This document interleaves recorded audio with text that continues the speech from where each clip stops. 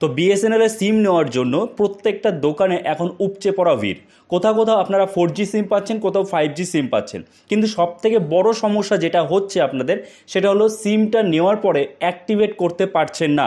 যদি আপনি নতুন সিম নেন সেক্ষেত্রে দোকানদার আপনাদের বলে দেয়, যে রিটেলার আছে সে বলে দেয় 4 থেকে 5 ঘন্টার মধ্যে অ্যাক্টিভেট হয়ে যাবে, অর্থাৎ সিম চালু হয়ে যাবে এবং তারপরে আপনি একটা টেলিভেরিফিকেশন করে নেবেন। আর যদি আপনি পোর্ট আউট করান তাহলে তো আপনার পুরনো সিমে মেসেজ চলে আসবে যে কবে আপনার সিমটা চালু হচ্ছে, কিন্তু 4-5 ঘন্টা পরেই হোক বা কবে আপনার সিম চালু হবে সেই SMS পাওয়ার পরেই হোক, আপনি সিম লাগানোর পরে দেখছেন কোনো রকম টাওয়ার আসছে না, কিংবা আপনি সেটাকে টেলিভেরিফিকেশনের মাধ্যমে যে অ্যাক্টিভেট করতে হয় সেটাও করতে পারছেন না। তো এই ধরনের বিভিন্ন সমস্যা কিন্তু হচ্ছে। তো আজকের এই ভিডিওতে আমি একদম ডিটেলসে আপনাদের বলে দেবো যে কিভাবে আপনি আপনার বিএসএনএলের 4G হোক 5G সিম হোক আপনি কিভাবে সেটা অ্যাক্টিভেট করবেন বাড়িতে বসেই। আপনাকে বারবার করে রিটেলারের কাছে ছুটতে হবে না, বারবার করে এদিক ওদিক কারো কাছে কিছু জিজ্ঞেস করতে হবে না, আপনি নিজেই অ্যাক্টিভেট করতে পারবেন বাড়িতে বসেই। ওকে, তো দেখুন, প্রথমত এই যে বিএসএনএলের সিম যখন আপনি নিচ্ছেন, বিএসএনএলের সিমে আপনার টাওয়ার কখন আসবে, কখন আপনার সিমটা চালু হবে। দেখুন, সাধারণত যেটা হয় যে 4 থেকে 5 ঘন্টা সময় নেয় যদি আপনি নতুন সিম নেন, ঠিক আছে। 4 থেকে 5 ঘন্টা সময় নেয় এবং তারপরেই আপনার সিমটা চালু হয়। দেখুন, আপনার 5-7 ঘন্টা হয়ে গেছে কিন্তু আপনার সিমটা এখনও চালু হচ্ছে না, আপনার ফোনে সিম লাগানোর পর কোনো রকম টাওয়ার আসছে না। সেক্ষেত্রে আপনার কাজ কি? সেক্ষেত্রে প্রথম কাজ হবে আপনার ফোনে যে এয়ারপ্লেন মোড আছে সেই এয়ারপ্লেন মোডটা অন করে আবার অফ করতে হবে, ঠিক আছে। এই একটা কাজ।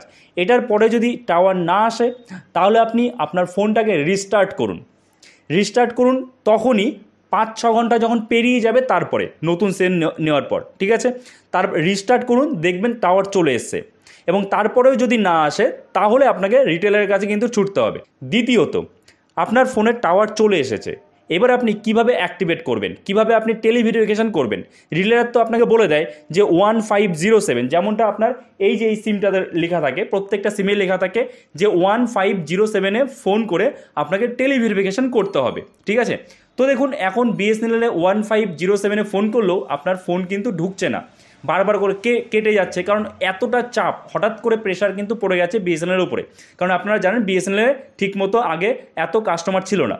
তো সেক্ষেত্রে আপনি কি করবেন, আমি আপনাদের একটা আলাদা নাম্বার বলে দেবো, সেই নাম্বারে ফোন করলে কিন্তু আপনার টেলিভেরিফিকেশন খুব তাড়াতাড়ি হয়ে যাবে। টেলিভেরিফিকেশন কখন করতে হয়? যদি আপনি আপনার সিমটা আপনার আঙুলের ছাপ দিয়ে না নিয়ে থাকেন, ঠিক আছে, মানে আধার কার্ড এবং আঙুলের ছাপ দিয়ে না নিয়ে থাকেন, তাহলে কিন্তু টেলিভেরিফিকেশন করতে হয়। আর যদি আপনি আঙুলের ছাপ দিয়ে সিমটা নিয়ে থাকেন, আধার কার্ড এবং আঙুলের ছাপ দিয়ে যদি সিম নিয়ে থাকেন, তাহলে আপনারা আলাদা করে টেলিভেরিফিকেশন করতে হবে না, ওইখানে আপনার ভেরিফাই হয়ে গেছে। পোর্টের সিমের ক্ষেত্রেও একই অবস্থা, টেলিভেরিফিকেশন করার ক্ষেত্রে যে যদি আপনি আঙুলের ছাপ না দিয়ে থাকেন যখন সিম নিয়েছেন, তাহলে আপনাকে কিন্তু টেলিভেরিফিকেশন করতে হবে।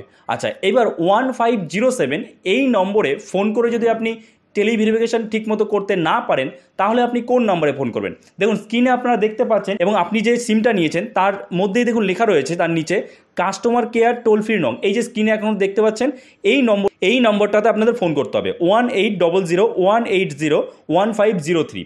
এই নম্বরে ফোন করলেও কিন্তু আপনার খুব তাড়াতাড়ি খুব সহজে টেলিভেরিফিকেশন হয়ে যাবে। ওকে, ক্লিয়ার?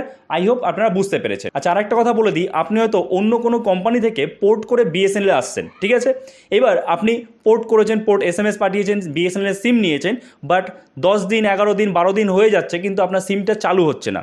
আপনি হয়তো ভাবছেন যে এখন অনেক চাপ রয়েছে তার জন্য সিম চালু হতে দেরি হচ্ছে, তা কিন্তু না। যদি আপনার 10-11 দিন হয়ে যায় তাহলে বুঝবেন আপনার পোর্ট কিন্তু রিজেক্ট হয়ে গেছে, আপনাকে আবার নতুন করে পোর্ট করতে হবে। কি বললাম, বোঝা গেল? কারণ পোর্টের জন্য ম্যাক্সিমাম সময় থাকে 7 দিন। এবার এখানে আবার অনেকে ভুল করে, আরেকটা কথা বলে দিই যেটা আপনারা ভুল করছেন, যে যেদিন আপনি পোর্ট আইডিটা বের করছেন, অর্থাৎ পোর্টের জন্য SMS পাঠাচ্ছেন, তার থেকে 2-3 দিন পরে আপনি রিটেলারের কাছে যাচ্ছেন যে আমার সিমটা আমি পোর্ট করতে চাই এই কোম্পানিতে, আমার পোর্ট আইডি বের করা আছে। তো পোর্ট আইডি বের করার পর সেইটার কিন্তু একটা ভ্যালিডিটি থাকে, 3 দিন কিন্তু ভ্যালিডিটি থাকে। 3 দিনের মধ্যে আপনাকে নতুন কোম্পানির সিম নিতে হবে, যদি আপনি সেটা না করেন তাহলে আপনার সেই পোর্টটা কিন্তু রিজেক্ট হয়ে যাবে, আপনি আবার আপনাকে পোর্ট করতে হবে, পোর্টের SMS নিতে হবে। তো যেদিন আপনি পোর্ট আইডি বের করছেন সেদিনই রিটেলারের কাছে যান এবং সেই দিনই নতুন কোম্পানির সিম নিয়ে নিন। ওকে, ক্লিয়ার। আই হোপ আপনারা বুঝতে পেরেছেন। আর ভিডিওটা এখানে শেষ করছি। আশা করছি ভিডিওটা আপনার জন্য যথেষ্ট হেল্পফুল হয়েছে। তো অবশ্যই একটা লাইক দিয়ে দিবেন, চ্যানেল নতুন হয়ে থাকলে চ্যানেলটাকে সাবস্ক্রাইব করে আমাদের পাশে থাকবেন। তো চলুন দেখা হচ্ছে নতুন কোনো ভিডিওতে, সবাই ভালো থাকবেন।